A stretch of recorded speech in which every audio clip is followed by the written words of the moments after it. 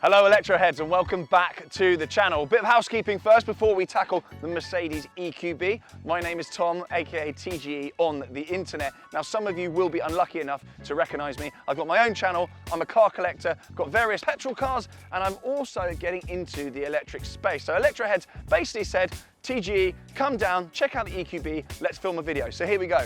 This is the brand new Mercedes EQB 350 4MATIC.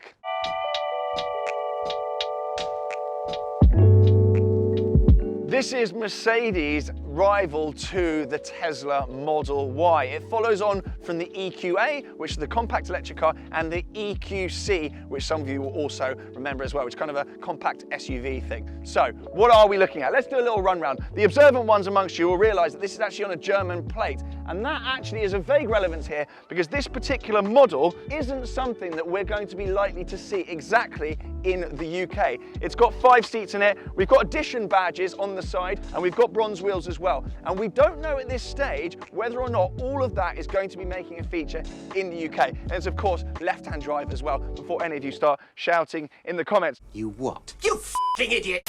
Aesthetics then, I know, purely a personal, subjective kind of thing. But from the front, it's not a bad looking car. I think we can probably all agree on that. The styling you will recognise from the EQC and the EQA, and you've got a fairly standard SUV silhouette from this angle.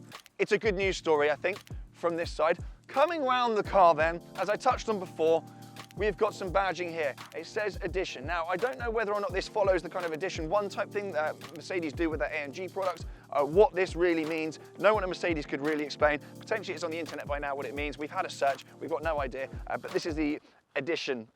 We've got bronze wheels. Big fan of these, really like these. They've got AMG badging on them. Great news. Really, really like that, and I think it works really well with the white paint. Coming around the side then further, we've got nice big windows. A big criticism, myself included, of the EQC was actually the back window it looked like a big window, but actually inside you had bits of plastic which made you basically a letterbox. This is a nice big window, and we'll see once we get driving. Visibility is great in this thing. It's a huge, huge improvement. So well done, Mercedes. Nice big window here as well. We can see cyclists, we can see trucks. Fantastic. Round the back of the car then, this is where I get a little bit more indifferent towards the design. I did liken the back of this car to that of the appearance of a sperm whale. Now I don't know whether or not you know what a sperm whale looks like, but it's basically a whale with a big fat forehead. That's what I said it looked like earlier.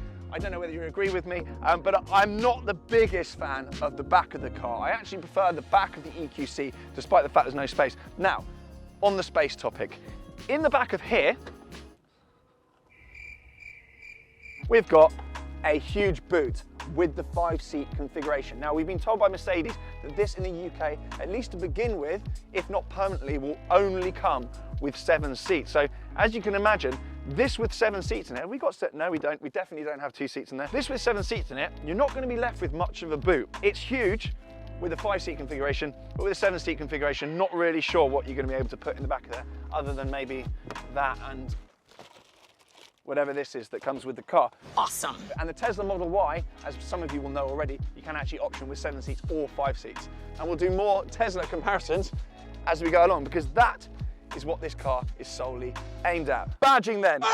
EQB 350. This is the more punchy variant. This is the more higher powered variant. This will do a 0 to 60 sprint in 6.2 seconds. And the EQB 300, which is the only other variant this will be offered with, will do the 0 to 60 sprint in 8 seconds. Starting price for the cheaper version is going to be around £51,000 they expect in the UK, and the equivalent Tesla all-wheel drive version is about £55,000. And I'll get into which I think is a better idea once we go driving in the car. And I'm getting in the wrong side because it's a left-hand drive. Inside then, it's quite a familiar place to be. Anyone who's been in a modern Mercedes will recognise the MBUX infotainment system in front of us. Now, comparing to the Tesla Model Y, where you've got this huge 15.5-inch touchscreen sat there and not much else around you, this is a bit more of a standard sort of car. If you're the sort of person who's just a hardcore tech geek, the Tesla might be more up your street. But if you're the sort of person that just wants to get in a car, wants familiarity, wants to be able to use something off the bat, this is the place to be. And I just want to trial something out. very quickly. It's got this voice-activated command where you say, "Hey Mercedes, How can I help? is the Mercedes EQB better than the Tesla Model Y?" Nikola Tesla invented two-phase alternating current, Mercedes the automobile. Not quite what I asked you. Now, the main event, range. Range in this car, Mercedes quote up to 257 miles. Obviously with cold weather, using the heating, using all the kind of functions or whatever, that drastically decreases. We actually picked this car up earlier and it said it had around 230 miles on it with an estimated live readout at around 200. So real world, I reckon, from a full charge, using it as normal, few people in it, using all the bits and bobs, you're looking at around 200 miles. The Tesla Model Y quoted at 315 miles. Now I suspect that probably drops down to 300, 290 odd with a little bit of fiddling around in usual use. So then just as important as range is, charging. The Mercedes has 100 kilowatt charging capabilities, meaning that it doesn't have super fast charging, but 0 to 80%, Mercedes quote, will take around half an hour. Comparing that with the Tesla Model Y, which has 250 kilowatt supercharge capabilities, which will do 0 to 80% in around 36 minutes. And bearing in mind the Tesla has a much bigger range, Mercedes, I'm not actually that underwhelmed by. That does sound pretty good, considering you only have 100 kilowatt charging capabilities.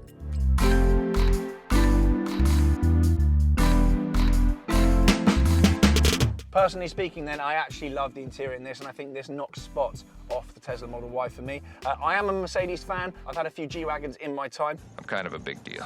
This interior is actually quite G-Wagon-esque. The steering wheel is very familiar, these vents are very familiar, even this kind of bar on here, it's almost G-Wagon-esque, and it is a great place to be. Huge fan of it. Everything's metal where you expect it to be. The only thing I don't like, bit of a bugbear, is this driving stalk here. To put it into gear, you have to use this actually fairly horrible feeling stalk. Now I don't know if that's down to passenger safety, whether that's down to being eco-friendly, or what it is, but I just don't like it. Do like the paddles behind the wheel. These are metal, they're aluminium, and that actually controls the regen function.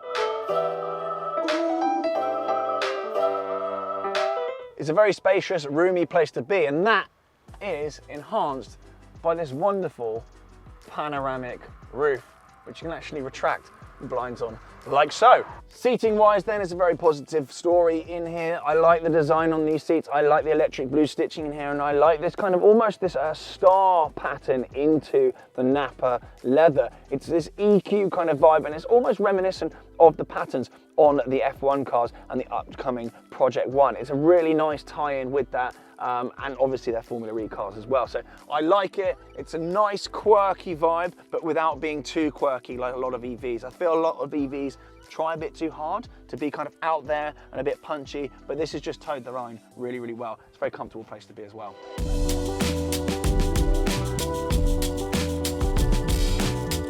Visibility in this thing is brilliant.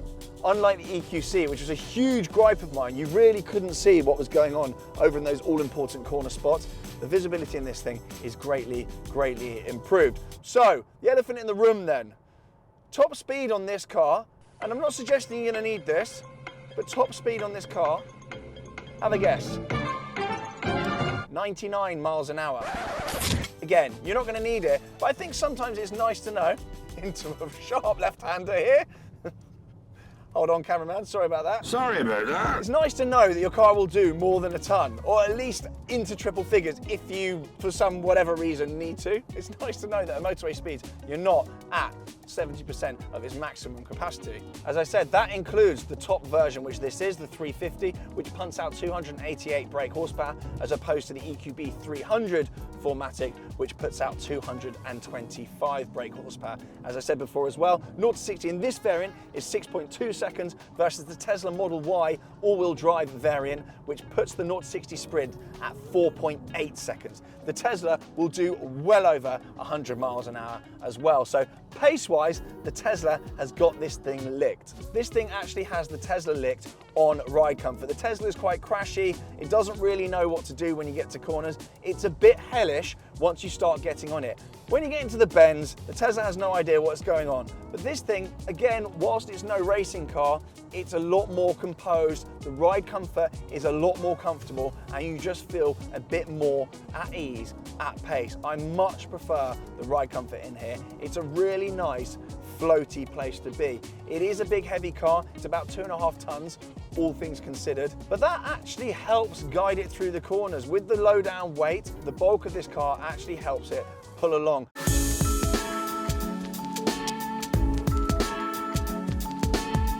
So then, touching back to a quick point that I made at the start of the video, whereby I said I really enjoy the paddles on the back of the wheels. Now, having the paddles on the wheel that control the regeneration is not going to be a new concept to many of you that are into your EVs. However, what Mercedes have done with this, if you hold down the minus pedal, your left hand, what it'll actually do is go into a mode whereby the car decides how much regen to give you. So it's not just a blanket mode that when you come off the accelerator and you kind of jerk forward, you know the drill. The car will actually decide, you know, if you're on a motorway, it'll turn the regen off, or if you're in stop-start traffic, the car will sense what's going on and actually turn it back on and kind of use it to the advantage of the car to maximize the range. Now, in practice, I found it is a little bit inconsistent. There's no real rhyme and reason in my mind to how it really turns on and off. I find if I get a bit too close to someone on an A road, a B road, or a motorway, something like that, and then you come off the throttle, I think the car senses that you're too close to the car in front, and it will give you a bit of regen. I know that's a bit naughty, but I didn't make a habit of doing that. But I was just trying to assess how the car actually worked out what was going on. On the whole, it's not intrusive, it's not a bad thing. I just can't really work out a consistent format of how it actually works out what it's doing.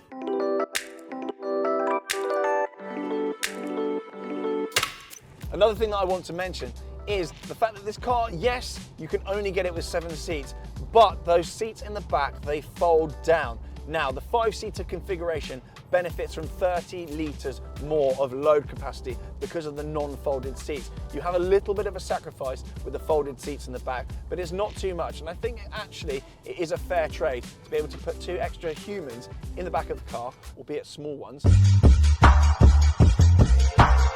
One thing that I've noticed with this car as well, the build quality is absolutely fantastic. And that's not something that often can be said about Teslas. One of the main gripes I hear all the time from Teslas is the creaking, the rattles, the build quality is just not there. Mercedes have been punting out luxury, high-end, premium cars for decades and decades and decades. And that really does show even in their electric offerings. Mercedes obviously been building cars for decades and Tesla have only just started at it. I would probably, with my own money, if I was going to buy a compact SUV at this end of the market, not the super premium end of the market, but at this end of the market with around 50 grand, my money would go on the Mercedes. I just have more faith in the build quality, I have more faith in the dealer network, I have more faith in the after service. The range is more than good enough, unless you're going on a 300-mile journey and you're trying to do it in one charge, but let's be honest, no one does. I don't think it's going to pose an issue at all. Well done, Mercedes. And if you agree with me, get in the comments, and if you don't agree with me, get in the comments anyway. We're all here for a debate. Anyway, over and out then, my first experience on the Electroheads channel. Please be nice to me, Electroheads viewers. If this is the first time you've seen me, please be nice. And if you're really unlucky, you'll see me on the channel very soon. For now, stay safe, guys, and I'll catch you later. Bye.